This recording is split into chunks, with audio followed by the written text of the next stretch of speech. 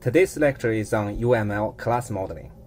So you have designed some classes in your homework assignments, and you have observed that for the same functionality, there are many different ways of designing it. So how to describe an object-oriented design? We need the documentation of an object-oriented design for the communication between software developers and customers, and for the communication among software developers, for example, between the architect and programmers. So source code is not suitable for such communication and reasoning purposes because it has too many programming details that are irrelevant for high-level understanding and reasoning. For example, if you tell your customer that your employee class has constructors, destructors, and assignment operators, most likely your customers will be confused.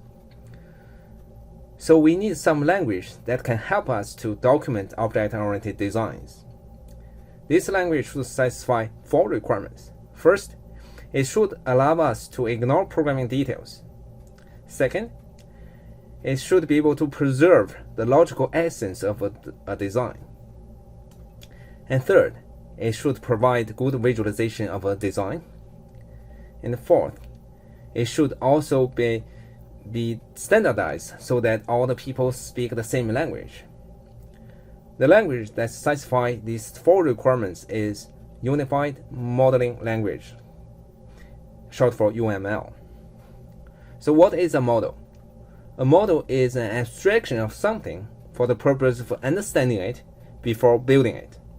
And typically, a model has 2 capabilities: ignoring details and preserving essence. There are 3 UML models: class model, state model, and interaction model. The class model describes the static structure of classes and objects, the static relationship among the classes, and the static relationship among the objects. For classes, UML has class diagrams, and for objects, UML has object diagrams. The state model describes the dynamic aspects of objects and the nature of a control in a system. It includes the states that define the status of the objects in a system at a time instance, and the events that triggers the transition from one state to another state. The interaction model describes how the objects in a system collaborate to achieve some functionality. Generally, we need all these 3 models to fully describe a system. No single system says everything.